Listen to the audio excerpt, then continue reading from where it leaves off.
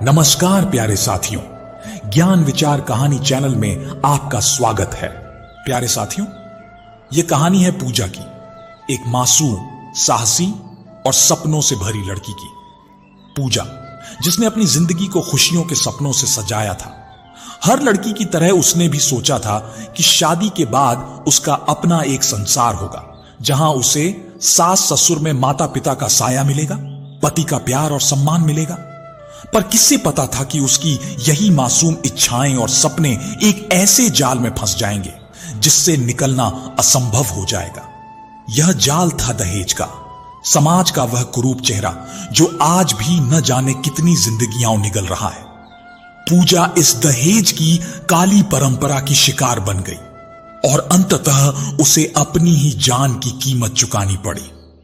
तो चलिए बिना देरी किए हम डूबते हैं पूजा की जिंदगी की उस दर्दनाक यात्रा में, जहां सपनों की जगह आंसुओं ने ले ली। सोनाली अपने पति राजेश के ऑफिस से घर पहुंचते ही कहती है, राजेश, आप आ गए। मुझे आपसे एक जरूरी बात करनी थी। हाँ, जो बात करनी है हम बाद में करेंगे। मुझे थोड़ा सांस तो लेने दो। ऑफिस से आया हूं, थका हुआ हूं। पहले एक कप चाय बना दो। राजेश ने कहा, ठीक है, आप तब तक फ्रेश हो जाओ, मैं चाय बना लाती हूं। सोनाली चाय टेबल पर रख देती है। इतने में राजेश भी आ जाते हैं। हां, कहो, क्या जरूरी बात करनी थी? राजेश ने सोनाली से पूछा। आज मेरी सहेली रमा का फोन आया था। उसने हमारे राज के लिए एक लड़की देखी है। बहुत सुंदर, सुशील और पढ़ी लिखी लड़की है। रमा कह रही थी, अगर हम चाहें तो वह हमारी ओर से उन लड़की वालों से बात करेगी। बाद में हम देख आएंगे। मैं तो राजी हूं, आप क्या कहते हो? चाय का घूंट भरते हुए राजेश ने कहा, तुमको एक बार कहां समझ में नहीं आता? राज ने साफ मना किया है। वह राज शादी नहीं करना चाहता। पहले उसकी इंटर्नशिप पूरी होने दो। जब वह डॉक्टर बन जाएगा, लड़कियों की लाइन लगेगी, लाइन। हम उससे जबरदस्ती नहीं करेंगे। अरे भाई, करियर तो सेट होने दो उसका। शादी विवाह तो होती रहेगी, फिर उम्र ही क्या है उसकी। राजेश, आप समझते नहीं, मेरी सब सहेलियों की बहुएं आ गई हैं। वे सब तो खुश हैं, बस मेरी ही बहू नहीं है। और फिर राज अब 27 का हो चुका है। फिर कब करेंगे हम उसकी शादी? ओहो, तो ये देखा देखी की आग है। सोनाली, 1 साल की ही बात है। अगले साल तुम्हारे घर भी बहू आएगी। अब तो खुश। अपने लाडले से तो कर लो बात। कहीं वह घर में बहू ले आए और हमें पता भी ना चले, हमारे अरमानों पर पानी फेर दे। मुझे मेरे बेटे पर पूरा भरोसा है। वह मुझसे बिना पूछे ऐसा कदम नहीं उठाएगा। फिर आ रहा है वो दिवाली की छुट्टियों में। तबीयत से खबर ले लेना तुम उसकी। राजेश हंसते हुए बोले। 2 महीने बाद दिवाली की छुट्टी में राजवीर घर आया। ओहो, मेरा लाडला कितना कमजोर हो गया। हॉस्पिटल वाले कुछ खाने को देते भी हैं या नहीं तुम्हें? सोनाली राजवीर को गले लगाते हुए बोली, मॉम, मैं कमजोर नहीं हूं, फिट हूं। जिमिंग करता हूं रोज 2 घंटे और डाइट प्लान फॉलो करता हूं। एक डॉक्टर को हमेशा फिट होना चाहिए। क्यों डैड? राज ने कहा। हां बेटा, यह तुम्हारी मां की नजर है। बच्चा कितना भी मोटा क्यों ना हो, मां को कमजोर ही लगेगा। राजेश बोले, अब तू घर आ गया है तो अब कोई डाइट नहीं। मैं तुझे भर भर के खिलाऊंगी, समझा? अच्छा ठीक है मॉम। शाम को जब तीनों डिनर करने बैठे तब राज ने कहा, mom dad, listen to me. मुझे आपसे एक जरूरी बात करनी है, जिसके लिए मैं यहां आया हूं, वरना मैं इस बार नहीं आता। हां बोलो बेटा, क्या बात है? दोनों ने कहा। मॉम प्लीज, आप पूरी बात सुने बिना रिएक्ट मत करना। बात यह है, I am in love with my classmate Pooja और हम शादी करना चाहते हैं। अगले साल जनवरी में इंटर्नशिप कंप्लीट हो जाएगी, फिर हम दोनों शादी करेंगे। पूजा के मम्मी पापा रेडी हैं, बस आप दोनों की परमिशन चाहिए। दोनों आवाक से राज को देखते रहे। बस कहा था ना मैंने, यह लड़का कुछ ऐसा ही करेगा। पर यह नहीं सोचा था इसकी शादी के लिए हमारे अरमानों पर पानी फेर देगा यह लड़का। सोनाली रोते हुए राजेश पर चिल्ला रही थी, सोनाली, मुझसे उससे बात करने तो दो। चुप रहो, क्यों बात का तमाशा बना रही हो? राज उस लड़की को बिना देखे, उसकी जात बिरादरी बिना जाने घर वालों से बिना मिले हम शादी के लिए हां कैसे कहें? डैड, आप हां तो कहिए, मैं सबसे मिलवा दूंगा आपको। पूजा और उसके घर वाले बहुत पसंद आएंगे और वो हमारी बिरादरी से ही बिलोंग करती है। Don't worry. ठीक है, अगले रविवार तुम उन लोगों को घर बुला लो, यहीं बात करेंगे। ओके डैड, जैसा आप कहें। रात को सोते समय सोनाली ने राजेश से कहा, आपने ऐसे कैसे हां कह दिया इस रिश्ते के लिए? आप जानते हैं मेरे क्या अरमान हैं राज की शादी को लेकर? जानता हूं सोनाली, अगले रविवार वो लोग आ रहे हैं, हम खुलकर बात करेंगे। ठीक है, अब तुम सो जाओ और मुझे भी सोने दो। रविवार को पूजा और उसके घर वाले राज के घर आए। उनके स्वागत के बाद वे दोनों लोग बात करने बैठ गए। औपचारिक बातों के बाद राजेश ने कहा, भाई, पूजा बेटी हमें पसंद है और राज ने बताया आपको हमारा राज पसंद है, तो हम बिना समय बर्बाद आगे की बात करें। पूजा के पापा धर्मपाल बोले, हां जरूर कहिए, आप क्या कहना चाहते हैं? सोनाली ने राजेश की ओर इशारा किया। राजेश ने कहा, देखिए, हमारा तो एक ही बेटा है, इसे पढ़ा लिखा कर डॉक्टर बना दिया, इसकी शादी को लेकर हमारे भी थोड़े अरमान हैं। आप जो भी कहना चाहते हैं खुलकर बोलिए। धर्मपाल ने कहा, राज, तुम पूजा को घर दिखा लाओ, तब तक हमारी भी बातें पूरी हो जाएंगी। राजेश ने राज से कहा, ओके डैड, आओ पूजा। राज और पूजा दोनों उठकर चले जाते हैं। देखो धर्मपाल और सुलोचना बहन जी, हम चाहते हैं आप हमारे बारातियों का स्वागत हमारे कहे अनुसार करेंगे। दहेज में सारा सामान हमारी पसंद का होगा। हमारे परिवार की परंपरा के अनुसार हमारी बहुएं गहनों से लदी होनी चाहिए, और चूंकि हमारा राज डॉक्टर है तो उसकी शान के लिए महंगी गाड़ी और कम से कम 10 लाख नकद आप देंगे ही। फिर इतने ऊंचे खानदान में रिश्ता करने जो जा रहे हैं, यह रकम तो बहुत कम है। राजेश सोनाली की ओर देखते हुए कह रहे थे। धर्मपाल और सुलोचना दोनों मौन थे, वे समझ नहीं पा रहे थे क्या बोले। कुछ देर की चुप्पी के बाद धर्मपाल जी ने कहा, राजेश जी, जितना आपने बताया उतना सब करने की मेरी हैसियत नहीं है। शायद आपको राजवीर ने नहीं बताया, तो फिर यह शादी भी मुमकिन नहीं है। भाई साहब, हमें हमारी बिरादरी में नाक नहीं कटवानी, सोनाली ने कहा। मैं आप लोगों के हाथ जोड़ती हूं, यह बच्चों की खुशी का सवाल है। फिर मेरी 2 बेटियां और एक बेटा और है, उनकी पढ़ाई लिखाई और शादी कैसे करूंगा? मैं तो बर्बाद हो जाऊंगा। धर्मपाल गिड़गिड़ाने लगे, आप हाथ मत जोड़िए, वह सब आपकी टेंशन है धर्मपाल जी, हमारी नहीं। देख लीजिए, आपको आपकी बेटी की खुशी प्यारी है या पैसा? राजेश ने कहा। इतने में पूजा और राज भी आ गए। पापा चलें? पूजा ने कहा। हां बेटा चलो। वे सब लोग चले गए। जब पूजा और राज को यह बात पता चली, वे लोग बहुत दुखी हुए, और सबसे ज्यादा राज। उसे विश्वास नहीं हो रहा था कि उसके मम्मी पापा इतने लालची हैं। दोनों ने मन मारकर शादी से इनकार कर दिया। राज ने अपने मम्मी पापा से कह दिया, जहां कहीं से भी आपको 10 लाख रुपए गहनों से लदी बहू मिल जाए तो मुझे बोल देना, मैं उससे शादी करने आ जाऊंगा। पर एक बात याद रखना, उसके साथ मैं कभी खुश नहीं रहूंगा, ना उसे रख सकूंगा। पूजा की वह हालत उसके मम्मी पापा नहीं देख सके और उन्होंने शादी के लिए हां कह दिया। पूजा के मना करने पर भी वे नहीं माने।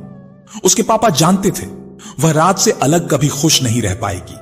खैर, इंटर्नशिप कंप्लीट होते ही दोनों की शादी हो गई। बारातियों का स्वागत, खाना, गहने, कपड़े, नकदी तक जो बन पाया धर्मपाल जी ने कर दिया, सिवाय गाड़ी के।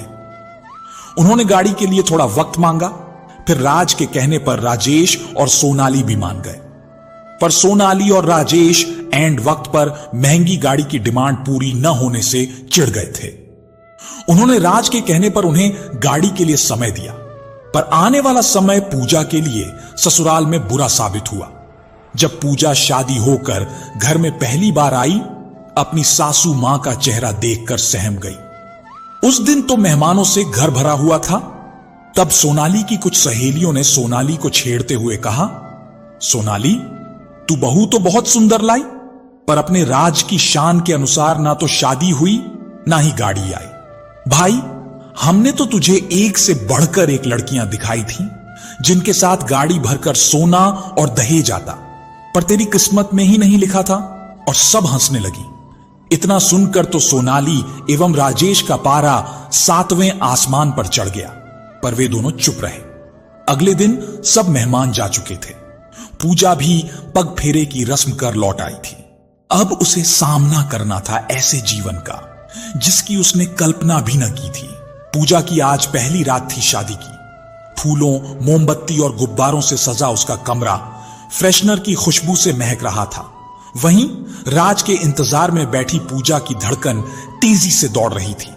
ख्यालों की दुनिया बुनते बुनते न जाने कब उसे गहरी नींद आ गई। रात को 1 बजे एक ठंडे स्पर्श से घबरा कर उठी। देखा तो राज था। राज, तुम? इतनी देर हो गई? इंतजार करते करते न जाने कब आंख लग गई। कहां थे तुम? आंख मलते हुए पूजा बोली। यार, पहले तो मैं मॉम डैड, बुआ, दादी मां, चाचा चाची के साथ बैठा था। फिर आ ही रहा था तो मेरे फ्रेंड्स आ गए। उनसे गपशप करते करते न जाने कब इतनी रात हो गई। राज, तुमसे कुछ पूछूं? बुरा तो नहीं मानोगे? श्योर, मैं तुम्हारी किसी बात का बुरा नहीं मानूंगा, बोलो। न जाने क्यों मुझे ऐसा लगता है। मुझे इस घर में कोई पसंद नहीं करता। मुझे मम्मी जी भी उखड़ी उखड़ी सी लगती हैं। क्या सच में ऐसा है राज? अरे, तुम ना बहुत ज्यादा सोचती हो। अगर वे तुम्हें पसंद ना करती तो अपनी बहू बनाकर घर में क्यों लाती? सब तुमको पसंद करते हैं। दादी मां, चाचा चाची, बुआ, डैड सब तुम्हारी तारीफ कर रहे थे। पूजा ने बीच बात में टोका। और मम्मी जी, वो नहीं कर रही थी तारीफ। पूजा, व्हाट्स रॉन्ग विद यू? कुछ कहा क्या मम्मी ने तुम्हें? कहा तो कुछ भी नहीं, लेकिन मुझे उनका बर्ताव कुछ अजीब लगा। फिर आज उनकी सहेलियों ने भी बहुत कुछ सुनाया था। और गाड़ी भी तो नहीं दी पापा ने। इनफ पूजा, तुम कुछ ज्यादा ही सोच रही हो। उनकी सहेलियों की तो आदत है उनसे यूं मजाक करने की। तुम उनके मजाक को सीरियसली ले रही हो। उनका वह मतलब नहीं था। और रही बात गाड़ी की, तो तुम्हारे पापा ने बोला है ना, वो 6 महीने में देंगे। मॉम डैड इतने भी लालची नहीं है, वह एक बार में मान गए। राज, अगर यह शादी बिना दहेज होती तो पापा भी खुश रहते। न जाने कैसे उन्होंने रुपयों का जुगाड़ कर मेरी खुशी के लिए यह शादी की है। तो क्या तुम्हारे पापा खुश नहीं हमारी शादी से? अरे, मेरा वो मतलब नहीं था। अब उनको चिंता है कर्ज चुकाने की, सब भाई बहनों की पढ़ाई लिखाई की। पूजा, यह शादी बिना दहेज नहीं हो सकती थी। हमारे खानदान की परंपरा है। यह हम लड़की वालों से अगर 2 गुना लेंगे तो हमारी बेटियों को 4 गुना देंगे। हमारी खानदान की शान है ये। चलो पूजा, अब सोते हैं। मैं बहुत थक गया हूं और आंखों में नींद भरी है। 2 मिनट भी अगर बैठा रहा तो बैठे बैठे ही सो जाऊंगा। Good night sweet heart. इतना कहकर राज चादर तान कर सो गया। पूजा समझ नहीं पाई राज इस तरह क्यों बर्ताव कर रहा था। कल तक जो दहेज मांगने पर अपने मां पापा से इतना अपसेट था, आज वो दहेज के इतने पक्ष में क्यों हो गया? शादी से पहले तो वो मेरे पापा के साथ सहानुभूति दिखा रहा था, आज इतना कैसे बदल गया? जैसे मेरे पापा से उसे मतलब ही ना हो। उसे तो आज पहली रात में भी कोई मतलब नहीं। आज की रात जो नव विवाहित जोड़ी के लिए स्पेशल होती है, उसे भी अपने घर वालों और दोस्तों के साथ बिताकर आया है। मेरी कोई परवाह ही नहीं है इसे। एक दिन में इतना बदल गया। सोचते सोचते उसकी आंखें झरझर बहने लगी। कब आंख लगी पता ही नहीं चला। सुबह के 6 बज गए। पूजा की आंख खुली ही नहीं। अपने घर या हॉस्टल में तो वह 9 बजे उठा करती थी। आदत ही नहीं थी इतनी जल्दी उठने की। तभी उनके रूम, राज उठो ना, देखो कौन है दरवाजे पर। कौन इतनी सुबह सुबह नॉक कर रहा है इतनी जोर से? पूजा नींद में राज को बोल रही थी, पूजा पूजा। अरे, सुबह के 6 बज चुके हैं। सूरज सिर पर आ गया है। उठना है या नहीं?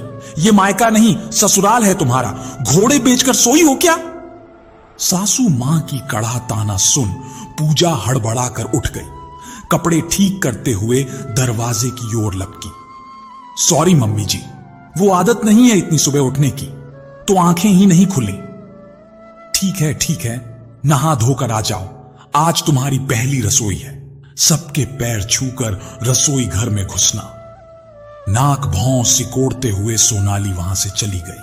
पूजा की आंखों में गहरी नींद भरी थी। दरवाजे से माथा लगाए आंखें बंद कर वहीं खड़ी हो गई। उसे अपने घर की याद आ रही थी, जहां सुबह सुबह उसकी मम्मी प्यार से दूध का गिलास लिए उसे जगाती थी और वह उसे 9 बजे उठकर पीती। सब कुछ बदल गया। अब मां को याद कर पूजा रोने लगी, पर गले लगाकर कोई चुप करवाने वाला भी नहीं था। बाथरूम जाने के लिए कपड़े निकालने लगी। आज पहली रसोई थी, क्या बनाए क्या ना बनाए। इसी उधेड़बुन में कपड़े निकालते हुए पूजा आराम से सोते हुए राज की ओर देखने लगी। कुछ सोचने लगी, कितनी आराम की होती है यह लड़कों की जिंदगी। ना कोई चिंता ना फिक्र, पूरी जिंदगी उन्हें मां पापा का प्यार मिलता है। शादी के बाद भी उन्हें अपना घर छोड़कर नहीं जाना पड़ता। न सास ससुर के ताने और न दहेज की चिंता, बस अपने हिसाब से जीते हैं जिंदगी। सोच के दरिया से बाहर निकलकर उसे याद आया वह लेट हो रही है। जल्दी से वह बाथरूम की ओर भागी। आधे घंटे में बाहर आई। आज उसने चटक लाल साड़ी पहनी थी जो उसके दूधिया सफेद रंग पर फीकी पड़ रही थी। लाल लिपस्टिक और गालों पर लाली लगाए वह एकदम हूर की परी लग रही थी। गीले बालों में उसने सिर्फ कंघी कर ली। खुद में ही इठलाती हुई अपने आप को निहार रही थी। जल्दी से उसने अपना स्मार्टफोन उठाया और 3-4 फोटो ली। बाहर जाने से पहले वह चाहती थी कि उसका श्रृंगार पहले उसका पतिराज देखे। यह सोचकर उसने राज को शरारत से उठाया। मिस्टर राज जी, देखो मैं कैसी लग रही हूं, जरा तारीफ तो कर दीजिए मेरी। शरारती अंदाज में पूजा राज के पास बैठ गई। पूजा, व्हाट्स द सेंस यार, इतनी सुबह सुबह उठाकर कोई तारीफ करवाता है अपनी? रात को लेट सोया था, इतनी भी फिक्र नहीं है तुम्हें, सोने दो मुझे। पूजा नाराज होकर चली गई। बाहर हॉल में सास ससुर, बुआ, चाची, चाचा बैठे बातें कर रहे थे। पूजा ने अपनी सास के कहे अनुसार सबके पैर छुए। पूजा की सास बोली, बहू पहले चाय बना दे सबके लिए। पूजा किचन की ओर जाते हुए घबरा रही थी। उसने मुश्किल से 3 या 4 बार चाय बनाई होगी, वह भी 1-2 बार तो बेहद मीठी और 1 बार कड़क। शादी के 1 दिन पहले मम्मी ने सिखाया था चाय बनाना पहली रसोई के लिए, पर यूं लग रहा था जैसे एग्जाम से पहले याद किया सिलेबस भूल गई हो। घबराहट में चाय बनाना उसने शुरू किया। अच्छे से चाय, चीनी, दूध, अदरक, इलायची डालकर उसने चाय बना दी। सर्व करते समय उसके हाथ कांप रहे थे। सबको चाय देकर वह खड़ी हो गई। चाय का घूंट लेकर सब तारीफों के पुल बांधने लगे सिवाय उसकी सास के। चाय पीकर बुआ सास उठी और पहली रसोई और मुंह दिखाई के नेग में सोने के झुमके दिए। चाचा चाची ने सोने के कड़े दिए। ससुर एवं सास ने सोने की चैन नेक के तौर पर दी। यह सब पाकर पूजा खुश हो ही रही थी कि उसकी सास ने हाथ में से सब छीनते हुए बोली, बहू इनको तो मैं संभाल कर रखती हूं, तू नाश्ता बना ले। पूजा की 1 मिनट की खुशी फिर टेंशन और गुस्से में बदल गई। अनमने मन से किचन की ओर पैर रगड़ते हुए गई। 10 मिनट तो यह सोचने में बिताए कि नाश्ते में बनाए क्या। पोहे उसे अच्छी तरह बनाने आते थे, सो उसने पोहा एवं दूध बना दिया। नाश्ते में राज भी जाग गया था।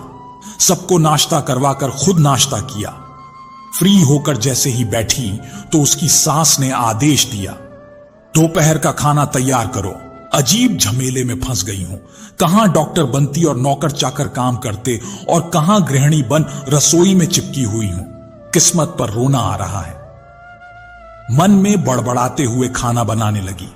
खाना बनाना स्पेशली उसने शादी के लिए ही सीखा था। खाना बनाते समय राज आया किचन में। पूजा राज से नाराज थी, सो उसने राज को इग्नोर करने का नाटक किया। राज ने पूजा के गले में बाहें डालते हुए पूछा, व्हाट्स हैपन स्वीटहार्ट, नाराज हो बहुत? राज प्लीज लीव मी अलोन, खाना बनाने दो मुझे। राज मुझे तुमसे कोई बात नहीं करनी है। लेकिन इतना गुस्सा किस बात का है? राज इरिटेट मत करो, यहां से जाओ। अच्छा चलो, एक बात तो सुन लो, इस लाल साड़ी में आसमान से उतरी परी लग रही हो, और मेरे घर वाले कितने लकी हैं जो परी के हाथ का बना खाना खाएंगे। राज पूजा के गालों पर चुटकी काटते हुए हंस रहा था। न चाहते हुए भी पूजा की हंसी छूट गई। हंसी को दबाते हुए वैतरणा हुई बोली, मुझे मालूम है, मस्का क्यों लगा रहे हो? सुबह जो मुझसे बदतमीजी से बात की थी, उस गलती को धोने के लिए है ना? Pooja, I am really very sorry. आगे से ऐसी गलती नहीं होगी। देखो, कान पकड़ लिया। राज कान पकड़े हुए बोला, छोड़ो कान, तुम पागल हो क्या? मम्मी जी देख लेंगी तो क्या बोलेंगी? आते ही बेटे को गुलाम बना दिया। और दोनों हंसने लगे। अरे, इतनी खूबसूरत बीवी हो, किसी की तो गुलाम बनने में हरज क्या है? राज और पूजा हंसने लगे। तभी राज की मां सोनाली आ गई। कड़क आवाज में बोली, राज, क्या कर रहे हो तुम किचन में? किचन में मर्द का क्या काम? और तुम बहू काम के समय गप्पे लगा रही हो? बाहर तुम्हारे ससुर बुआ खाने का इंतजार में बैठे हैं। जी मम्मी जी, बस आधे घंटे में बन जाएगा, पूजा बोली। राज भी वहां से चला गया।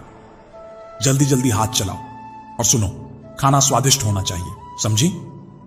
जी मम्मी जी। खाना बनाने के बाद पूजा ने सबको प्रेम पूर्वक सर्व किया। लगभग 2 बजे उसने सारा काम खत्म कर खाना खाया। बुआ, चाचा और चाची सास भी विदा ले रहे थे। तभी चाची पूजा के पास आई और बोली, देखो पूजा, अब तुम इस घर और घर वालों को अच्छे से संभालो। किसी को शिकायत का मौका मत देना। अपनी सास ससुर की खूब सेवा करना। और हां, अब जो भी है तुम्हारा ही है, तो अपनी सासू मां को आराम देना। सारा काम अब तुम संभाल लेना, ठीक है ना? जी चाची जी, आप जैसा कहें। सबके जाने के बाद पूजा ने मन ही मन सोचा, क्यों एक बहू को ही सब जिम्मेदारियां समझाई जाती हैं? क्यों उसे कहा जाता है सबको संभालो, सारा काम तुम ही करो? क्यों? क्या सारी जिम्मेदारी उसी की बनती है परिवार के लिए? क्या परिवार की एक बहू के प्रति कोई जिम्मेदारी नहीं बनती? उसे खुश रखें, थोड़ी आजादी उसे भी मिले।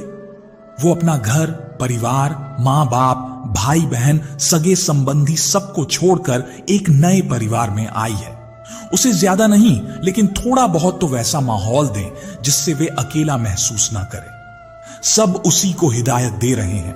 कोई सास से तो नहीं कहता कि नई बहू आई है, उसको खुश रखना। थोड़ी जिम्मेदारी तुम भी बांट लेना। उसे मां बाप का प्यार देना। सच पूछो तो यह दुनिया जालिम है। बस अपने ही नियम कायदे उसूल निर्धारित कर रखे हैं उन्होंने। नई बहू ने हर आस लगाए बैठे हैं, पर उसकी इच्छा क्या है कोई नहीं जानना चाहता। तभी राज और सास ससुर आ गए। सबको स्टेशन तक छोड़कर सब बैठकर बातें करने लगे। पूजा को सख्त मनाही थी ससुर के सामने न बोलने की।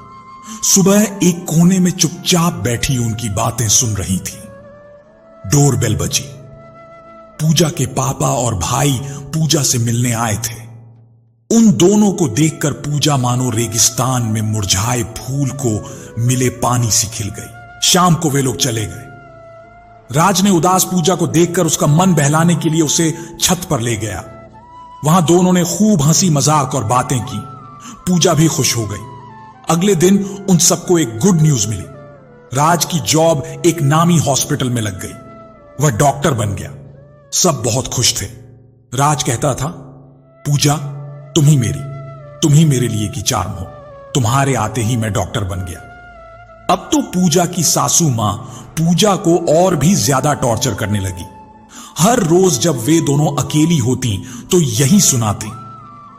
लाइन लगी हुई थी मेरे राज के लिए, तो लड़की के साथ साथ भर भर के दहेज दे रहे थे, रुपए, पैसे, गाड़ी, गहने।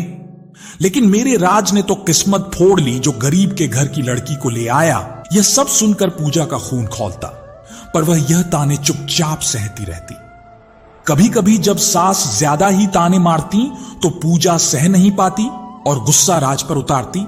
लेकिन राज अपनी मां के बारे में कुछ नहीं सुन सकता था। सोनाली पूजा के हर काम में नाक नक्श निकालती, उसे हर वक्त ताने देना, जलील करना, राज और राजेश से शिकायतें करना, और तो और उसके मायके जाने और मायके वालों से मिलने तक को बंद कर दिया।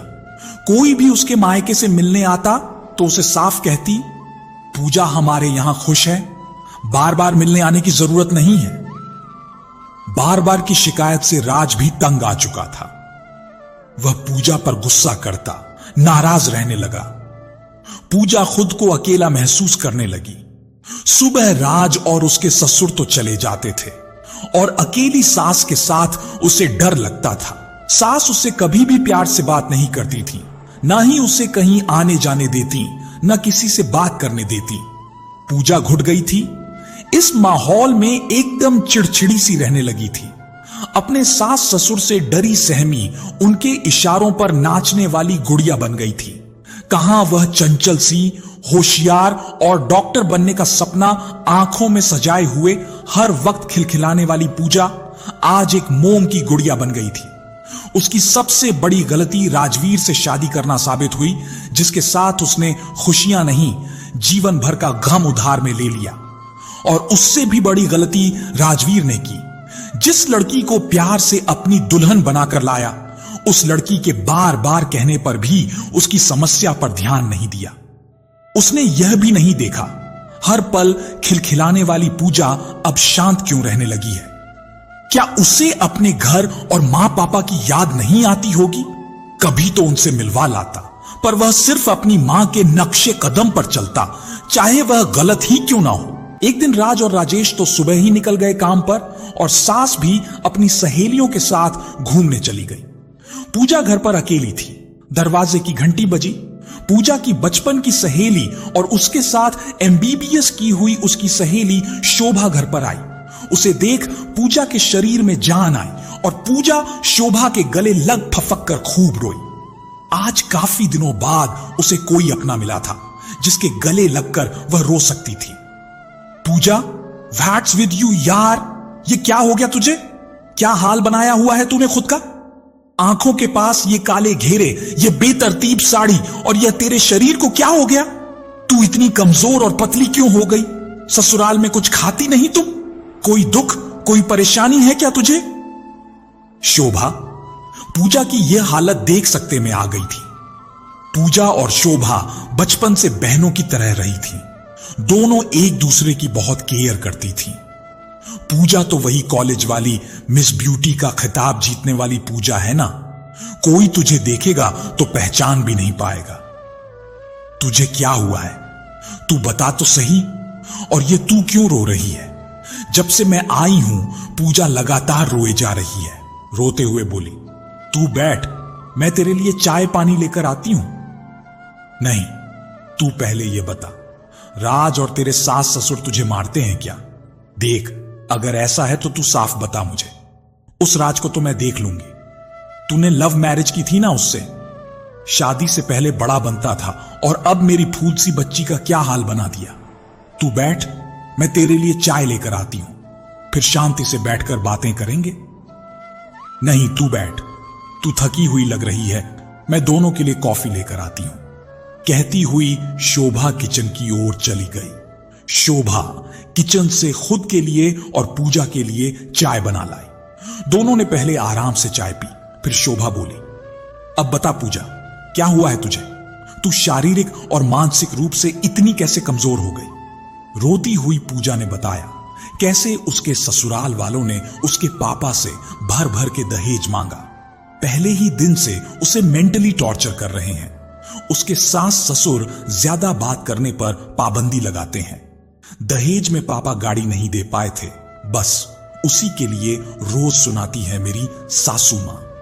पापा पहले ही बहुत कर्ज में डूब चुके हैं, गाड़ी का खर्च और नहीं उठा सकते। सास और ससुर कहते हैं कि मेरे पापा ने उनके साथ धोखा किया है। सास कहती है कि तुझसे भी अच्छी लड़कियों के रिश्ते आ रहे थे, पर हमारी किस्मत फूट थी जो तू आई इस घर में। मैंने जी जान झोंक दी सबको खुश करने के लिए, पर फिर भी बदले में गालियां सुनने को मिलती हैं। मैंने डॉक्टरी की पढ़ाई की ताकि मैं अच्छी डॉक्टर बन सकूं, पर सास घर से बाहर पैर तक नहीं रखने देती, मेरे घर वालों से मिलने तक नहीं देती। वह तो तू आज अच्छे समय पर आ गई, वरना तुझे मेरी शक्ल देखने को ना देती। मेरा फोन भी ले लिया सास ने। इन सब में ससुर की भी बराबर भागीदारी होती है। तू ही बता, इस चार दीवारी में बिना मां पापा को देखे, बिना मिले, किसी के प्यार के मीठे बोल की भूख हूं, कैसे वह पूजा बन जाऊं? खाने तक में उनका आदेश चलता है कि मैं क्या खाऊं क्या नहीं। तू ही बता शोभा, मैं क्या करूं? कैसे इस कैद से आजाद हो जाऊं? मुझे नहीं रहना यहां, मुझे मां पापा के पास जाना है। उनकी गोद में छुप जाना चाहती हूं। वह जगह सबसे सुरक्षित है ना? अगर ऐसा ही चलता रहा तो मैं मर जाऊंगी एक दिन। पूजा जोर से रोने लगी। शोभा पूजा के आंसू पोंछते हुए खुद भी रोने लगी। पूजा बच्चा, इन सब में तेरा वह पति, वह कुछ नहीं कहता तेरी यह हालत देखकर। राज हूं। पूजा गुस्से में मुंह बनाते हुए बोली। उससे मेरी यह हालत दिखेगी तब ना। अपनी मां के पल्लू से बंधा हुआ है। कुछ कहती हूं तो चिल्लाता है, कहता है क्या कमी है तुझे इस घर में? मां कितना चाहती है, फिर भी शिकायत करती हो तुम। मैंने एक दिन कहा कि मैं डॉक्टर बनना चाहती हूं। पापा ने इतने पैसे खर्च किए हैं मुझे डॉक्टर बनाने के लिए। वह बोलता है हमारी घर की बहुएं यह काम नहीं करती, और तेरे पापा के पास इतने ही पैसे हैं तो वे मुझे गाड़ी क्यों नहीं दे देते ताकि सब खुश रहें। शोभा, मेरी ही किस्मत फूटी थी जो ऐसे लड़के से प्यार कर उससे शादी की, जो सिर्फ पैसे देखता है, लालची है, अपनी मां की तरह। शादी के बाद तो वह बिल्कुल बदल गया। ओह माय गॉड, तुझे इतना सब कुछ सहना पड़ता है और वो ढोंगी राजवीर ऐसा निकलेगा, मैंने सपने में भी नहीं सोचा था। नो पूजा, नाउ इनफ। तू ये अब नहीं सहेगी। मैं बात करूंगी उस ढोंगी राजवीर से। नहीं शोभा, ऐसा करके तू मुझे और मुसीबत में डालेगी। मेरा कमरे से बाहर निकलना, अकेले रहना बंद हो जाएगा। तू ऐसा कुछ मत करना। तो पूजा, तू ये सब कब तक सहेगी? कब तक ऐसा ही चलेगा? तू पढ़ी लिखी है और घरेलू हिंसा क्राइम है। तेरे जैसी पढ़ी लिखी लड़की ऐसे सहेगी तो औरों का क्या होगा? वह सब तो ठीक है शोभा, लेकिन तू ही बता, अगर मैं कंप्लेन करती हूं तो इन सब लोगों के खिलाफ तो कुछ दिन यह जेल में रहेंगे और बाद में पैसों के दम पर छूट जाएंगे। बाहर आकर इन्होंने मुझसे बदला लिया तो? और अगर तलाक दिया तो कहां जाऊंगी मैं? पापा पहले ही कर्ज के बोझ तले दबे हैं मेरी वजह से। आगे उन्हें 2 बेटियों की पढ़ाई और शादी करनी है। एक बेटा है, उसे पढ़ा लिखा कर काबिल बनाना है। और फिर ऐसे हालात में अगर मैं जाऊंगी उनके पास बोझ बनकर तो वे मर जाएंगे। और कहां जाऊंगी तू ही बता। मेरी जगह खुद को रख कर देख। जैसा भी है चलने दो। क्या पता कब शांति मिल जाए, कब सब सही हो जाए। मुझे हालात के साथ समझौता करना पड़ेगा। गहरी चुप्पी के बाद शोभा बोली, पूजा, तेरी MBBS की डिग्री और बाकी डॉक्यूमेंट मुझे ला कर दे। पर तू उनका क्या करेगी शोभा? तू ला तो सही, ज्यादा सवाल ना कर। ठीक है, मैं लाती हूं। ये लो सब डॉक्यूमेंट और डिग्री। चल पूजा, मैं चलती हूं। तेरी सास भी आने वाली होगी, मुझे तेरे साथ देखकर बाद में तुझे परेशान करेगी। हां शोभा, अब आने ही वाली होगी। तू आई, मुझे बहुत अच्छा लगा। आज बहुत दिनों बाद किसी अपने को देखकर इतना सुकून मिला है, क्या बताऊं। पूजा, तू ये फोन रख, और हां, इसको छुपा कर रखना, सबकी नजरों से बचाकर। जब भी तू अकेले हो मुझे मैसेज कर लेना। और अपने घर पर भी इससे तू सबके टच में रहेगी तो तुझे अच्छा लगेगा, वरना घुट घुट कर तू पागल हो जाएगी। ये फोन तेरे साथ रहेगा तो तू बाहर की दुनिया और सबको देख पाएगी। शोभा, ये तो तेरा मोबाइल है, और इतना महंगा मैं कैसे रखूं? अगर घर में किसी ने देख लिया तो शक करेंगे, हो सकता है मुझे मार भी पड़े। ना बाबा, अब तू इसे ले जा पूजा। तेरे इस डर की वजह से तेरे साथ ये सब हो रहा है। भोली नहीं, चालाक बन। इस फोन को छुपा कर रखना, और अगर किसी दिन कोई ले भी ले तो डरना मत। शेरनी बन, अपने हक के लिए लड़ना। तू डर रही है इसीलिए डरा रही है। जवाब देना सीख। उस सास की नाक में दम कर दे। ताकि वह भी तो जाने कि कॉलेज की दबंग लड़की से पाला पड़ा है। बहुत सह लिया तूने, अब और नहीं। तू यह मत सोच कि तू कमजोर है, तेरा क्या होगा।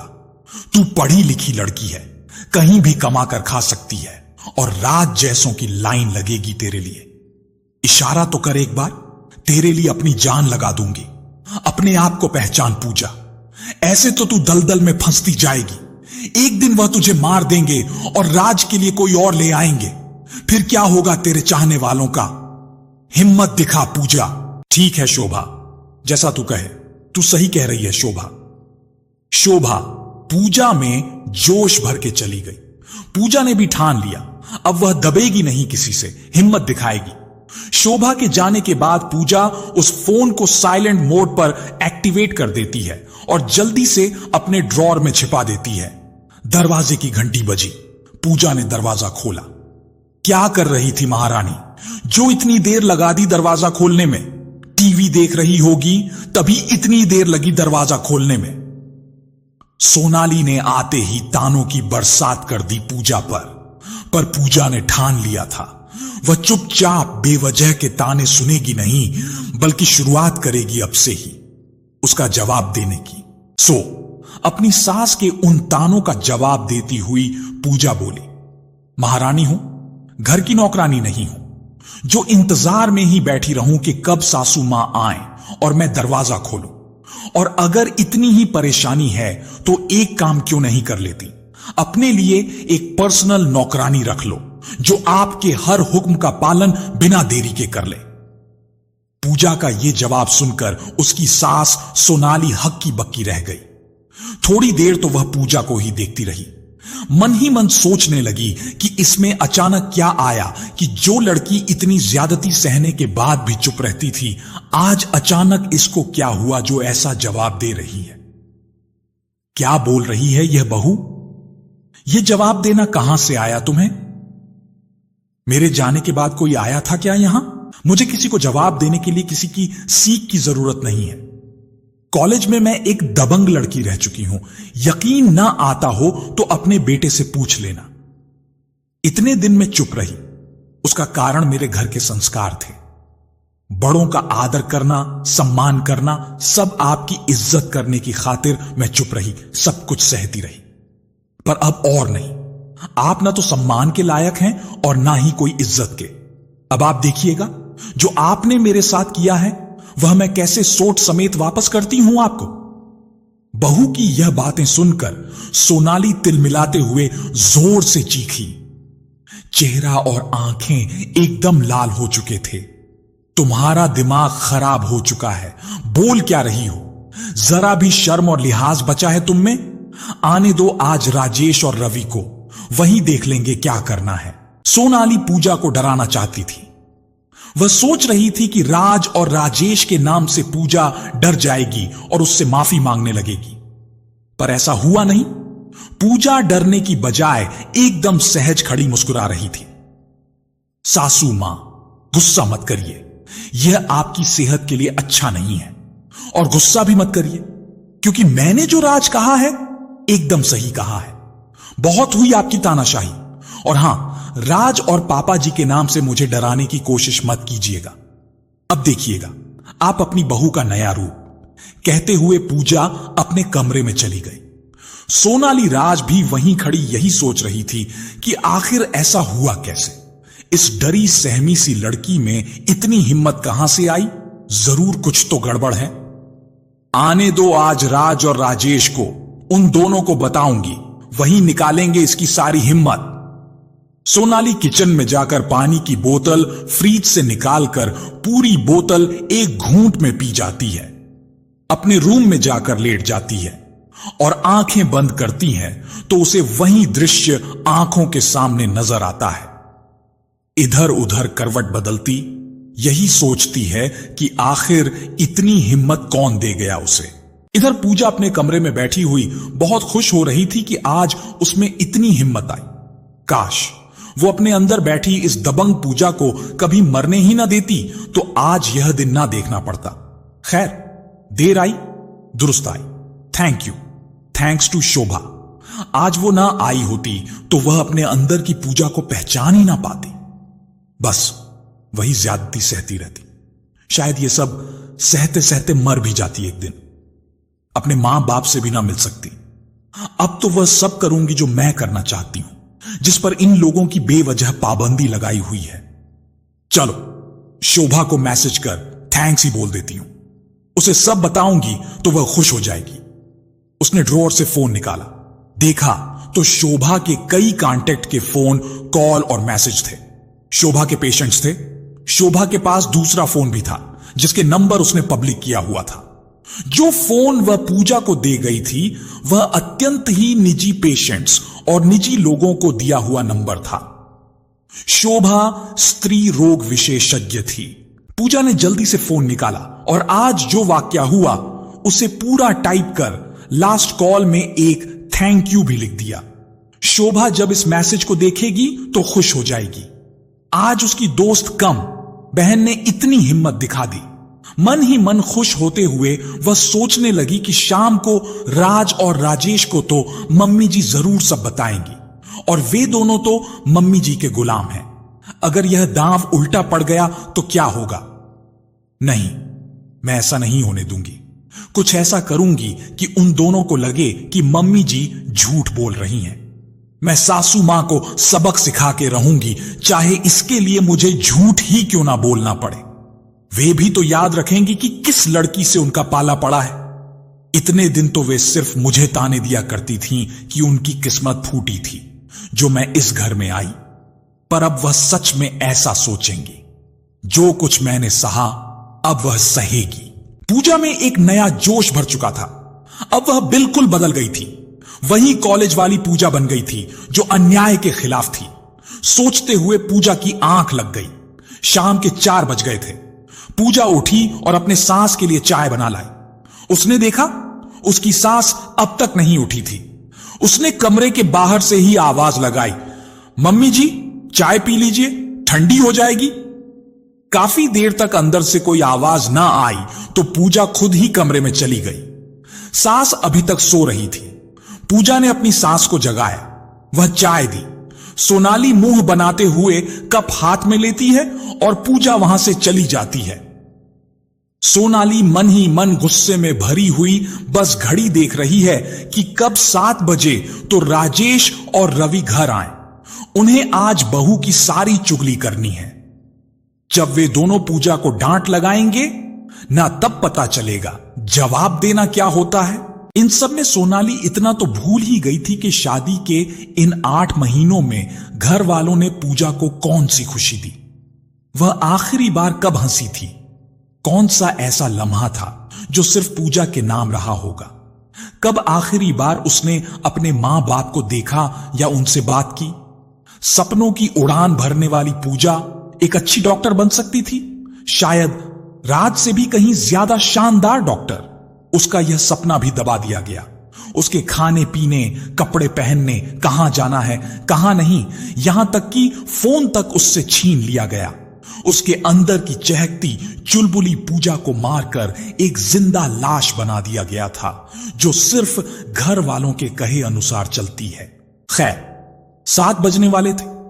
इधर सोनाली अधीर हो रही थी। वह बार बार घड़ी की ओर, दरवाजे को देख रही थी। इधर पूजा बेचैन थी। वह किचन में राज और राजेश के पसंद का खाना बनाने में जुटी हुई थी। 7 बजे से पहले वह खाना बनाकर सारा खत्म करना चाहती थी, क्योंकि अगर मम्मी जी पापा को और राज को भड़का सकती थीं, जो उसने न कहा वह भी कह देती, और अगर ऐसा हो गया तो वह सफाई भी नहीं दे पाएगी। इसीलिए उसने जल्दी से काम खत्म किया। डिनर रेडी कर पूरा किचन साफ किया और बाहर बैठक में आकर बैठ गई, जहां सोनाली बेचैन से इधर उधर मंडरा रही थी। पूजा को उससे देख मन ही मन हंसी आ रही थी। तभी दरवाजे की घंटी बजी। सोनाली ने दौड़कर दरवाजा खोला। दरवाजे पर पड़ोस की मिश्रा आंटी थी। उसे देखकर सोनाली ने नाक चढ़ा ली। अरे क्या हुआ सोनाली, तू क्या मेरा इंतजार कर रही थी? हां हां हां। हंसते हुए मिश्रा आंटी अंदर दाखिल हो गई। उनके पीछे पीछे सोनाली भी मुंह बनाए आकर बैठ गई। झूठी मुस्कान लिए सोनाली व मिश्राइन बातें करने लगी। पूजा 2 कप कॉफी बना लाई। अरे पूजा बेटी, तुझे अब तक पता है मैं कॉफी पीती हूं। मैं तो लास्ट तुझसे शादी के 10 दिन बाद मिली थी।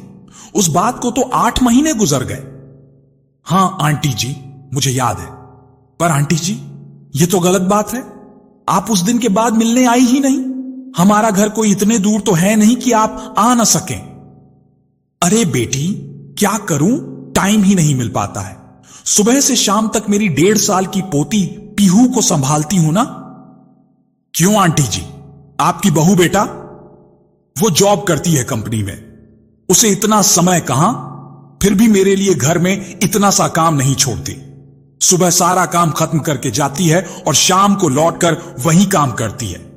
मैं तो बस कितना समझा चुकी हूं उसे कि या तो एक नौकरानी रख ले या मुझे काम करने दे, पर मानती ही नहीं है। कहती है, मम्मी जी, ना तो आपकी उम्र है अब काम करने की और ना इस घर और आपको किसी नौकरानी के हवाले करूंगी। आज वह जल्दी घर आ गई तो पूजा को उसके हवाले कर मैं यहां मिलने चली आई। अरे वाह, जॉब करती है आपकी बहू, यह तो बहुत अच्छी बात है। पूजा खुश होते हुए बोली, हां बेटा, पर तू तो डॉक्टरी की पढ़ाई की हुई है, पर तू 8 महीने से घर क्यों बैठी है? इतने महीनों में तो इतनी अच्छी डॉक्टर बनती। मैं तो तुमसे ही दवाई लेती। मैं रोगों से घिरी हुई रहती हूं, हर दूसरे दिन दवाई लाती हूं। मैं आपके लिए कुछ नाश्ता लेकर आती हूं। कहते हुए पूजा वहां से जल्दी से उठकर चली गई। मिश्रा आंटी के मुंह से यह सुनकर उसे रोना आने लगा। वह फिर उसी सोच में चली गई कि उसकी जिंदगी खराब हो गई।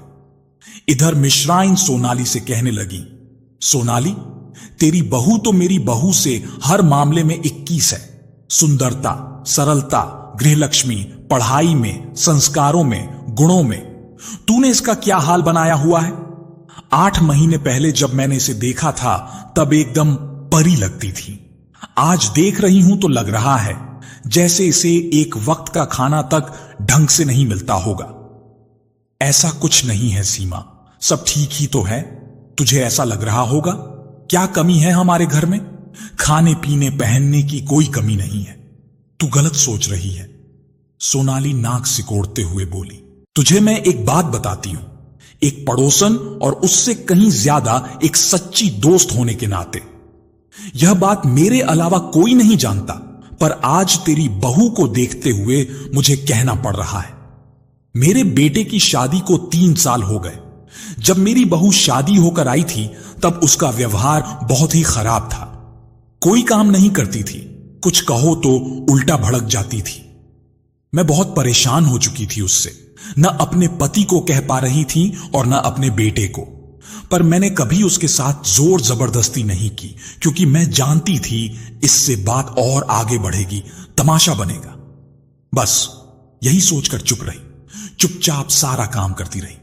कभी भी उसकी बुराई किसी के सामने नहीं की। बस धीरे धीरे उसका व्यवहार बदलता गया। मैंने ही उसे नौकरी के लिए प्रेरित किया। इतनी पढ़ाई की, अपने मां बाप के पैसे लगाए और यूं ही मत जाने दे। बस आज वह नौकरी करती है और घर भी संभालती है। अपनी सैलरी का आधा हिस्सा मेरे कहने पर अपने मां बाप को देती है।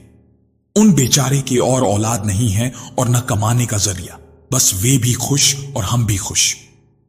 मैं तो तुझे बस इतना समझा रही हूं कि तेरी बहू इतनी गुणवान है, उसे इस तरह ही मत गवा, उसका साथ दे।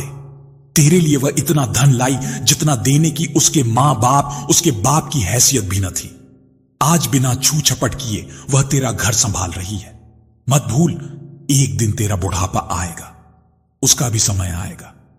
कहीं वह जो भुगत रही है उससे ज्यादा तुझे न भुगतना पड़े। एक दोस्त के नाते समझा रही हूं, जरा सोचना। मिश्रा आंटी तो इतना कहकर चली गई, पर सोनाली सोच में पड़ गई। घड़ी की ओर देखा तो 7:30 बज चुके थे। राजेश और राज भी आने वाले थे। बैल बजी। पूजा ने दरवाजा खोला। राजेश और राज थे। दोनों बातें करने और हंसने में मशगूल थे। आज दोनों साथ आए हैं और वह भी आधा घंटा लेट। सोनाली ने दोनों से पूछा, हां मिसेस शर्मा, आज दोनों बाप बेटे चौराहे पर मिल गए थे तो तुम्हारे बेटे ने जिद पकड़ ली, चलो पापा चाय पीते हैं। बहुत दिन हो गए साथ में बैठकर होटल में चाय नहीं पी। मैंने इससे बोला भी, क्या तुझे पूजा के हाथ की चाय अच्छी नहीं लगती क्या? वह कहने लगा, होटल वाली चाय और घर की चाय में अंतर होता है। राजेश नाटकीय अंदाज में हंसते हुए बोलते जा रहे थे, देख ले पूजा, अब तू जाने और राज जाने। इधर एक होंठ को दांतों में दबाए राज अपने पापा की ओर देखकर हंसता जा रहा था। अच्छा पापा, मैंने बोला था होटल में चाय पीने के लिए। मैंने तो उल्टा यह बोला था कि चलो घर पर पिएंगे पूजा के हाथ की बनी चाय। पर पापा कहने लगे, घर पर तो रोज ही पीते हैं, आज होटल वाली पिएंगे। अरे यार राज, तू कितना झूठ बोलना सीख गया शादी के बाद। देख रही हो ना मिसेस शर्मा, कैसे झूठ बोल रहा है ये लाडला आपका। शादी के बाद कितना बदल गया। ये पापा, आप कितने झूठ बोल रहे हो। अरे चलो चलो पूजा बेटे, खाना लगा दो, जोर की भूख लगी है, तब तक मैं नहा आता हूं। ये लड़का तो ऐसे ही झूठ बोलता है। दोनों की मस्ती मजाक करते देख पूजा को बहुत हंसी आ रही थी। हां पापा जी और राज, आप नहा आओ, तब तक मैं खाना सर्व करती हूं। राज और राजेश नहाने चले गए और पूजा किचन में चली गई। पर सोनाली इस कसम में थी कि वह सुबह वाली बात इन दोनों को कैसे कहे या नहीं। राज मिश्राइन जी जो बातें बोलकर गई थी वह भी सही है, लेकिन अगर मैं इस कल की आई हुई लड़की से डर जाऊंगी तो यह मेरे सिर पर चढ़कर नाचेगी। क्या करूं क्या नहीं कुछ समझ नहीं आ रहा। तभी आवाज आई, मम्मी जी खाना लग गया है, आ जाओ। सब खाना खाने लगे। राजेश ने खाना देखते ही कहा, अरे आज तो मेरा और रवि का फेवरेट खाना बना है, क्या खास बात है आज? कुछ नहीं पापा जी, बस ऐसे ही। मोम, आज आप इतनी चुप क्यों हैं? क्या हुआ? कोई टेंशन, कोई परेशानी? राज ने सोनाली से पूछा। पूजा की धड़कन तेज हो गई, मन ही मन सोचने लगी, अब तो मम्मी जी सब बातें उगल देंगी, मैं क्या जवाब दूंगी? इतना खुशनुमा माहौल राज खतरनाक बन जाएगा। सोचते हुए वह चुपचाप खाते जा रही थी। क्या हुआ मिसेस शर्मा, मिश्राइन, ठाकुराइन या चौधराइन से किटी पार्टी में झगड़ा कर लिया क्या? राजेश ने छुटकी लेते हुए कहा। नहीं, ऐसा कुछ नहीं है, आज थोड़ा सर में दर्द है। तो मां, आप खाना खाकर दवाई लेकर सोना।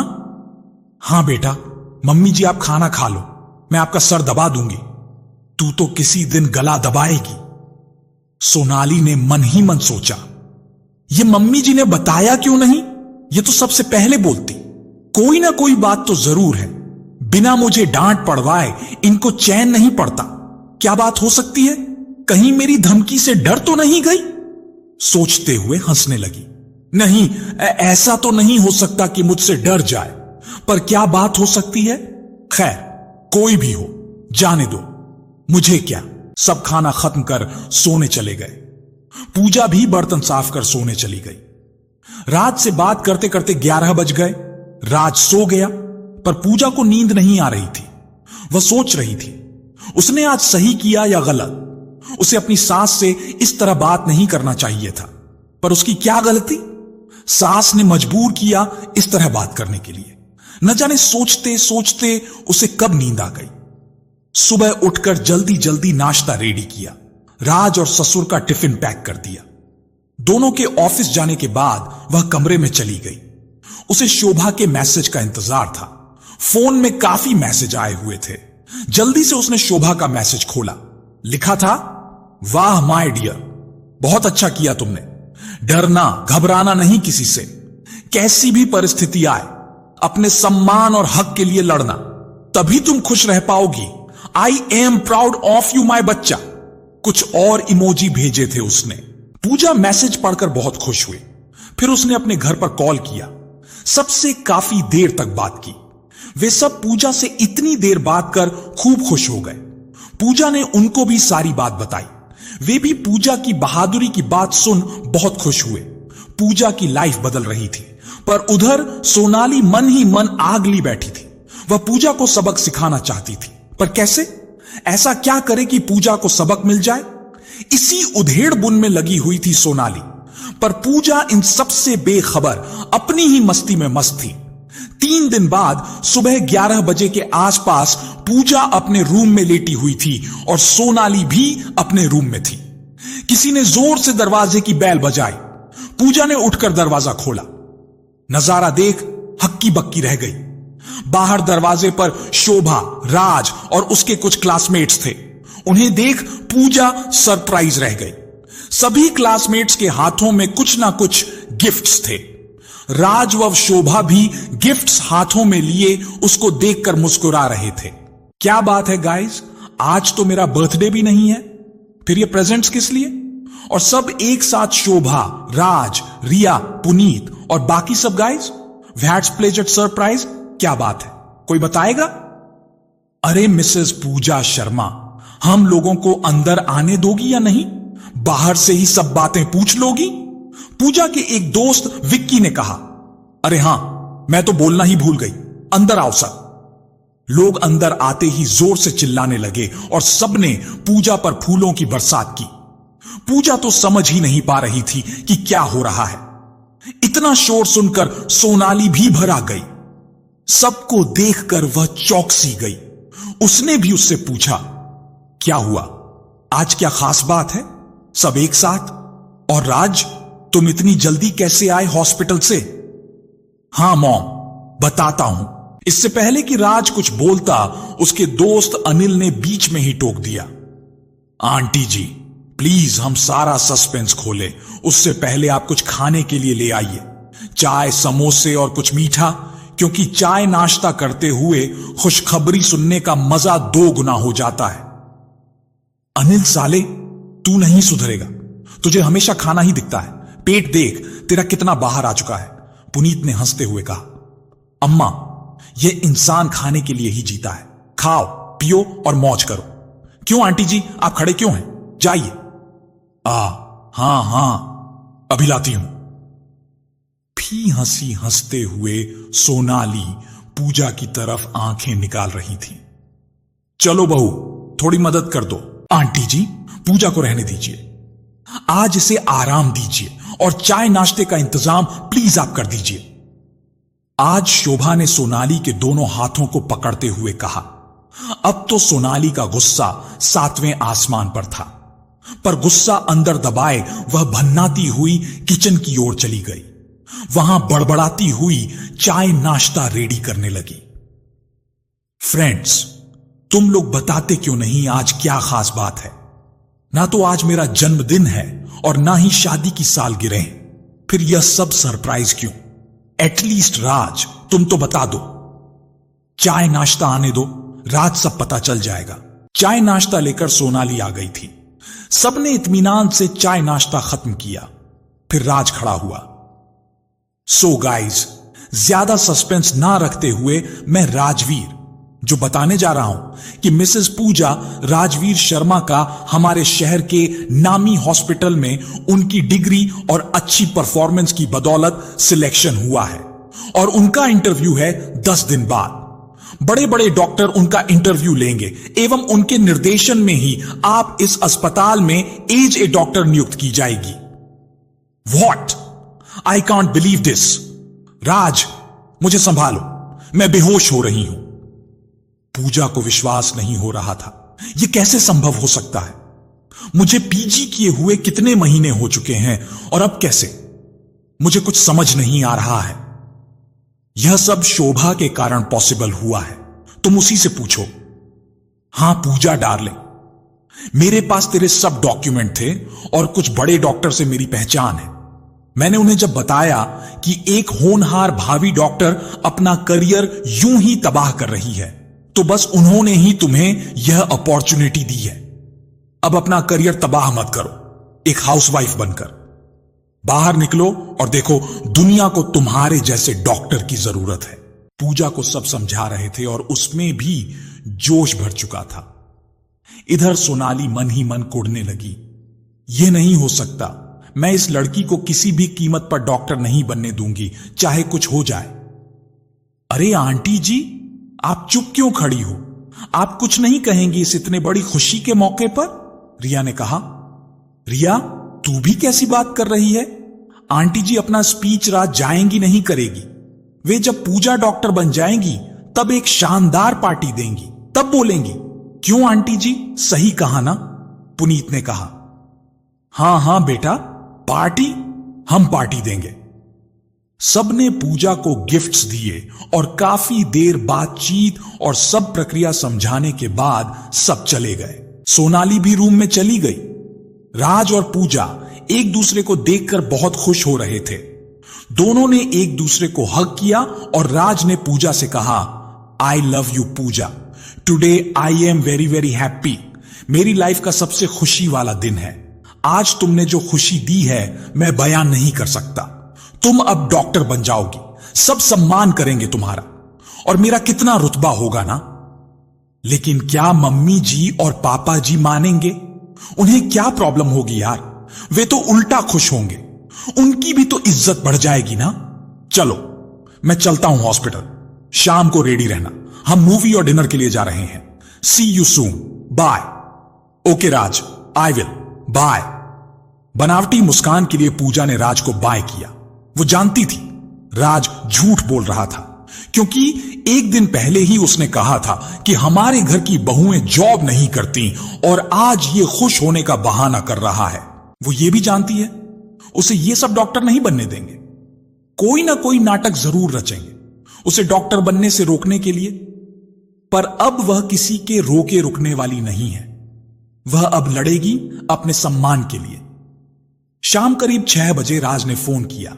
लैंडलाइन की घंटी बजी तो सोनाली दौड़ते हुए गई और फोन पिक किया। हेलो, कौन बोल रहा है? हेलो मॉम, मैं राज बोल रहा हूं। पूजा कहां है? किचन में है, डिनर रेडी कर रही है। अरे मैंने उसको बोला था ना रेडी रहना, शाम को मूवी और डिनर जाएंगे। आप बात करवाओ मेरी उससे। 1 मिनट बेटा, किससे पूछकर तुमने ये मूवी और डिनर का प्लान बनाया है? मॉम, इसमें पूछना क्या है? आज उसका सिलेक्शन हुआ है तो थोड़ा तो बनता है ना उसके लिए। बेटा तुम घर आ जाओ, फिर बात करते हैं। मॉम, आप उसे बोल दो तो रेडी हो जाए। ओके। इतना बोलकर सोनाली ने फोन काट दिया। इसका अब कुछ तो करना पड़ेगा, वरना यह लड़की हमारा इस घर में रहना दूभर करेगी। सोनाली तिलमिलाई हुई किचन की ओर लपकी। कहां जाने की तैयारी की जा रही है आज मैडम? सोनाली गुस्से में बोली। कहीं भी तो नहीं मम्मी जी। अब ज्यादा भोली भी मत बन, फिल्म और डिनर के लिए जा रही है ना? मुझसे बिना पूछे प्लान बनाया कैसे तुमने? देखिए मम्मी जी, ना तो यह मेरा प्लान है और ना मैं कहीं जा रही हूं। यह आपके बेटे ने तय किया था, आप उसी से पूछना।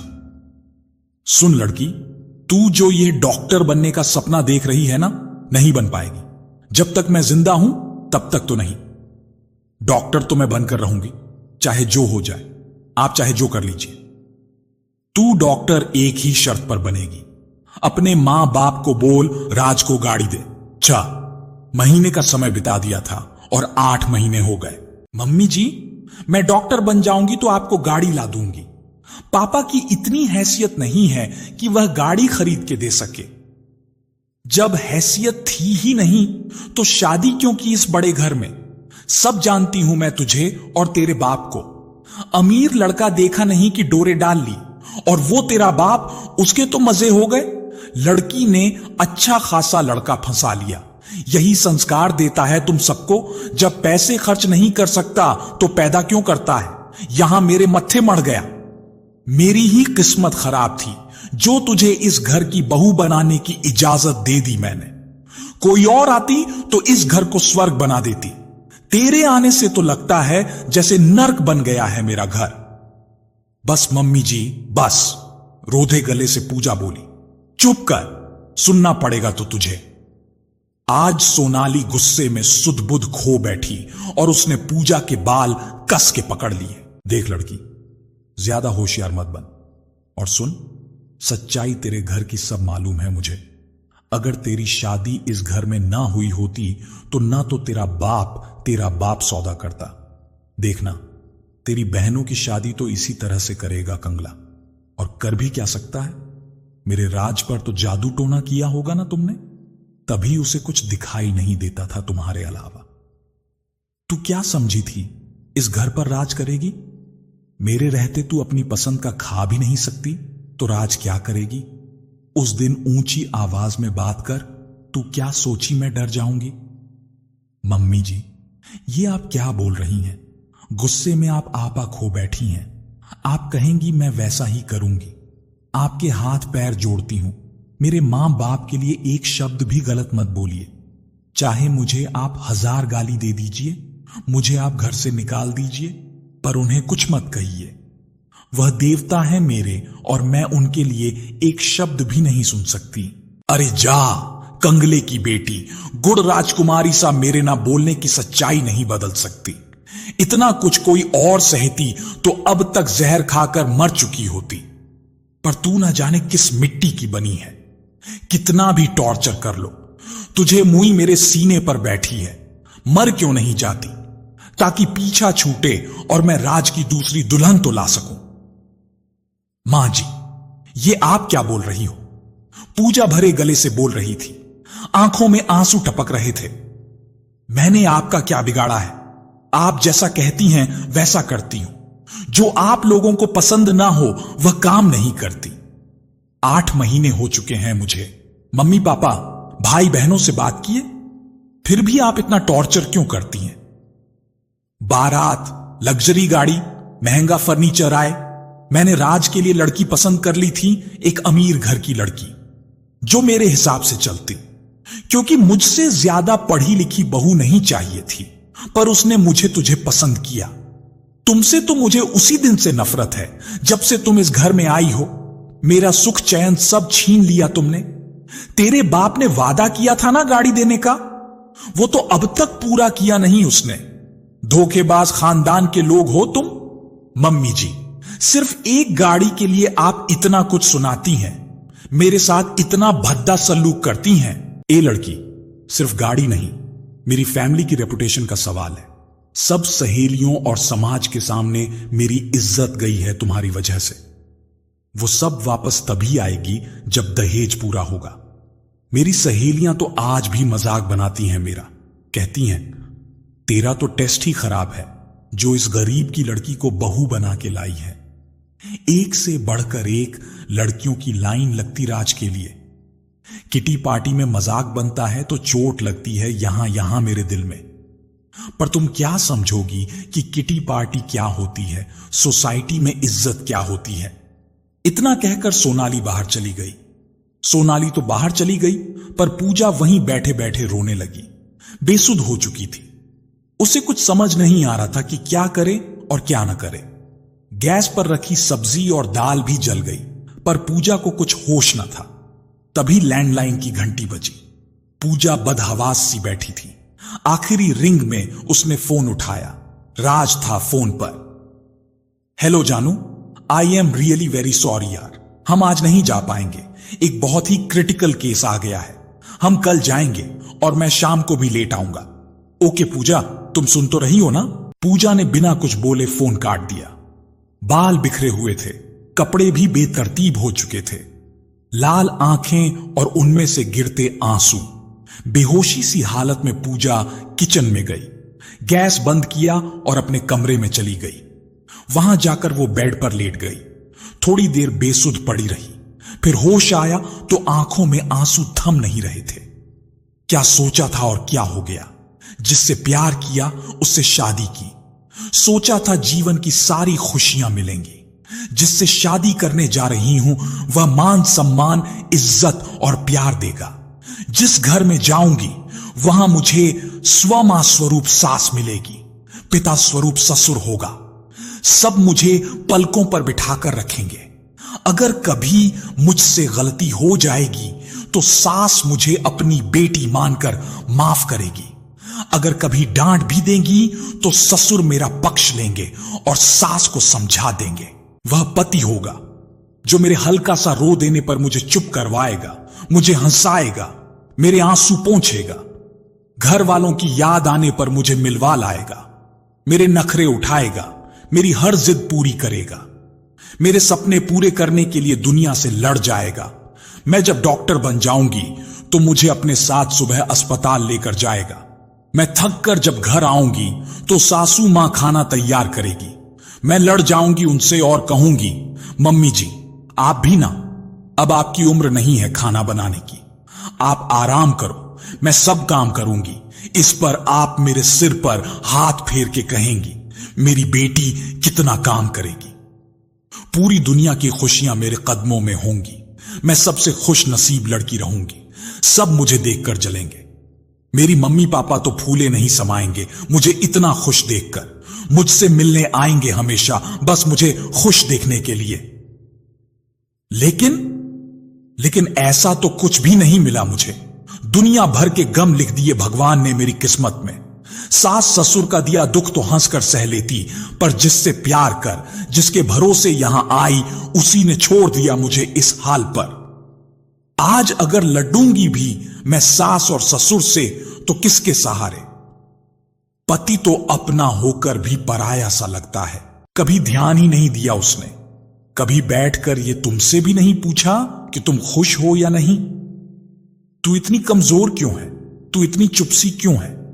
पहले तो बहुत हंसती खिलखिलाती थी, अब इतनी उदास क्यों है। मुझे नहीं चाहिए वो गाड़ी जो तेरे घर की खुशियां छीन ले। मुझे मिले तेरा घर भी तो थोड़ा मेरा है, तेरे दुख दर्द भी तो मेरे हैं। पर नहीं, वो तो सब अपनी मां के अपराधों में शामिल है। मैं अकेली किस किस से लड़ूं। थक चुकी हूं, अब नहीं सहा जाता। तलाक भी दे दूं तो जाऊंगी कहां। मां बाप पर बोझ कैसे बनूं। पहले ही उन्हें मैं तोड़ चुकी हूं इतना दहेज लाकर। अब इस हाल में जाऊंगी तो वे मर जाएंगे और पूरा लांछन मुझ पर लगेगा। मेरे भाई बहनों का क्या होगा। नहीं, मैं उनकी जिंदगी खराब नहीं कर सकती। एक हंसते खेलते परिवार को मैं बर्बाद नहीं कर सकती। पर मैं करूं क्या। ऐसे तो मैं जी नहीं पाऊंगी, पागल हो जाऊंगी। कुछ सोचकर उसने कागज और पेन उठाया और लिख दिया। उसने जो कुछ सहा इन 8 महीनों में। रोते हुए उसने राज को फोन लगाया। 2 बार कॉल करने पर उसने फोन उठाया। हां पूजा, बोलो, क्या बात है। मैं बिजी हूं, जो कहना है जल्दी कहो, टाइम नहीं है मेरे पास। इतना हमेशा तुम बिजी ही रहो ना राजवीर। कम से कम आज मेरी बात आराम से सुन लो, कसम से। फिर कभी परेशान नहीं करूंगी तुम्हें। राजवीर, तुम मुझे इस नाम से कभी नहीं बुलाती। व्हाट हैपन पूजा, कुछ गलत हुआ है क्या। गलत ही तो हो रहा है 8 महीनों से मेरे साथ। पर छोड़ो ना राजवीर, तुम्हारे पास टाइम नहीं है ना मेरे बारे में जानने का। शॉर्ट में कहती हूं राजवीर, मैं तुमसे बहुत प्यार करती हूं और करती रहूंगी। मैं कभी गलत नहीं थी राजवीर। मैं गरीब घर से हूं, मेरी यही गलती थी। मैंने तुमसे प्यार किया, यही गलती थी। मैंने तुमसे शादी की, यही गलती थी। राजवीर, मैं जा रही हूं तुम्हारी जिंदगी से, अब कभी परेशान नहीं करूंगी।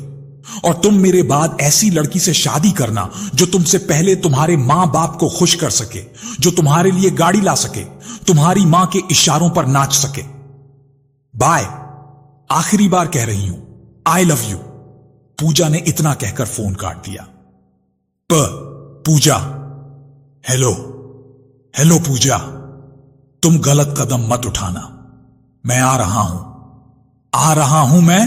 पूजा। बदहवास दौड़ता हुआ राजवीर तुरंत गाड़ी स्टार्ट कर स्पीड से घर के लिए निकला। वह कांप रहा था। इधर वह फोन पर फोन करता रहा पूजा को, अपने मां बाप को और पड़ोसियों को, ताकि कोई तो पूजा को रोक सके। पर किसी का फोन लग ही नहीं रहा था और पूजा फोन नहीं उठा रही थी। 20 मिनट में वह घर पहुंचा। जब वह अंदर गया तो नजारा देख बेहोश हो गया। इतने में उसके मम्मी पापा भी आ गए। यह सब देखकर सर पकड़कर बैठ गए। पूजा पंखे पर फंदे से झूल रही थी। मर चुकी थी पूजा। खत्म कर लिया उसने अपने आप को। पुलिस आई और सुसाइड नोट के आधार पर पूजा के सास ससुर को गिरफ्तार कर लिया। राजवीर को अस्पताल में भर्ती करवाया गया। सुसाइड नोट के आधार पर उन तीनों को उम्र कैद की सजा सुनाई गई। पूजा के मां बाप सदमा बर्दाश्त नहीं कर सके, पर अपने परिवार के लिए सब सहन कर गए। पूजा जाते जाते एक संदेश दे गई। दोस्तों, दहेज नामक जहर आज भी समाज में कायम है, जो कई जिंदगी तबाह कर रहा है, परिवारों को और उन लड़कियों को जो यह सब सहती हैं।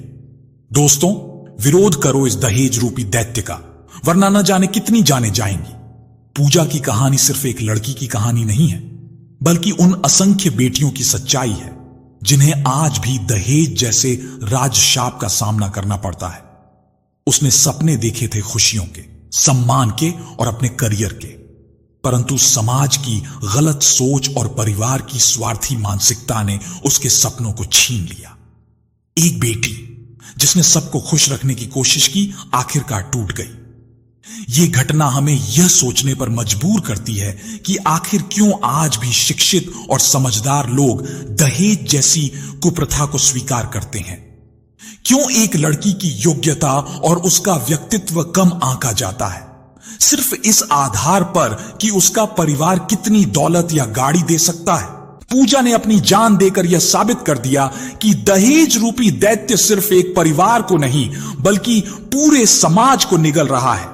उसकी चुप्पी और मजबूरी हमें यह सिखाती है कि अगर हम अब भी इस अन्याय के खिलाफ आवाज नहीं उठाएंगे तो न जाने कितनी पूजाएं इसी तरह अपनी जिंदगी गंवा बैठेंगी। दोस्तों, हमें यह प्रण लेना होगा कि किसी भी रूप में दहेज को स्वीकार नहीं करेंगे, अपनी बेटियों को कमजोरी नहीं बल्कि ताकत और सहारा देंगे।